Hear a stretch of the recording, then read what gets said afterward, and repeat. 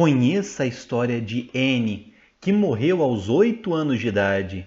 Está em processo de beatificação.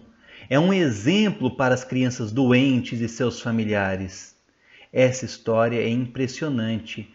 É uma história emocionante. Conheça a Anne e o seu belo testemunho para crianças doentes, para suas famílias. Um exemplo maravilhoso para todos nós. Que possa ser uma grande intercessora no céu para todos nós. Os bispos franceses deram o aval para a abertura da beatificação de Anne Gabrielle Caron, uma menina de 8 anos que morreu em 2010 de câncer ósseo agressivo. E apesar de sua pouca idade, ela deu um impressionante testemunho de fé. Anne Gabrielle era a mais velha de 3 irmãos, e desde que aprendeu a falar, ela chamou atenção para a sensibilidade que sentia pelo sofrimento dos outros. Com apenas 2 anos, ela gostava de consolar Cristo crucificado. Quando entrou na escola, ela surpreendeu seus professores, sempre querendo conhecer as crianças que estavam sozinhas no quintal. Com 6 anos, começou a sentir uma dor intensa em uma perna.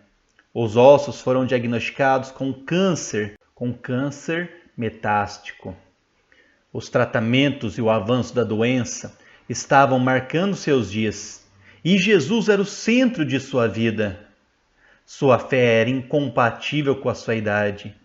O tratamento severo que ela recebeu no início da doença, logo após os 7 anos de idade, fez essa garota se perguntar por que Deus a havia escolhido para esta grande provação. O padre do Brulhe a acompanhou durante todo este processo e a fez entender que não havia resposta para essa pergunta, mas que ela conseguia entender seus sofrimentos oferecendo-a para diferentes propósitos. E essa conversa marcou profundamente a pequena Anne. Para este padre, ela iniciou seu próprio caminho de santidade. Sua mãe diz: minha filha me mostrou o caminho para o céu, explicando que a perda de um filho é terrível. Ver o sofrimento de um filho também é terrível, porque você se sente impotente. Mas apesar disto, ficou claro que o seu sofrimento se tornou uma obra de amor no meio do mundo hedonista. Por que Deus me escolheu para isto? Perguntava a pequena quando a dor aumentou. Mas imediatamente ela dizia: eu estou disposta a aceitá-lo. Ela mesma confidenciou ter oferecido todo aquele sofrimento da quimioterapia para todas as crianças do hospital e pelos médicos. Sua mãe relatou vários momentos durante a doença de sua filha que vislumbravam essa fama de santidade que foi se espalhando após a sua morte. Embora eu não goste de estar doente, eu tenho sorte, porque posso ajudar o bom Deus a trazer as pessoas de volta a Ele. E eu quero ajudar aqueles que sofrem, disse Anne. 5 meses antes de morrer, ela contou um segredo para a mãe. Eu pedi a Deus que me desse todos os sofrimentos das crianças no hospital, e Deus as deu a ela, porque às vezes ela dizia: eu estou sofrendo muito. Para a pequena Anne, o seu exemplo era Santa Teresinha, Santa Teresa de Lisieux, a quem ela queria imitar em sua vida. Uma santa que também sofreu muito durante sua curta vida. E ela estava tão confiante em Deus que, apesar de todo o sofrimento, ela dizia: eu serei santa. E Anne comoveu sua mãe profundamente com uma outra confissão, dizendo: sabe, mãe, acho que de tempos em tempos, quando eu estiver morta, não será difícil para mim me comportar bem. Não será difícil ser legal com as pessoas, pensar nos outros, obedecer e pintar com os irmãos. Mas nessa luta, nem tudo foi totalmente aceito. A dor causada por este câncer fez a pequena questionar: eu preciso que alguém me diga que Deus é realmente bom? Ou, quando que vejo que poucas pessoas acreditam em Deus, eu me pergunto: Será que realmente Deus existe? Mas então ela rapidamente abraçava seu querido Jesus novamente. Algo que marcou o fim de sua vida foi seu enorme desejo pela Eucaristia, marcado pela primeira comunhão. Durante meses, já doente, a menininha se preparou para receber Jesus.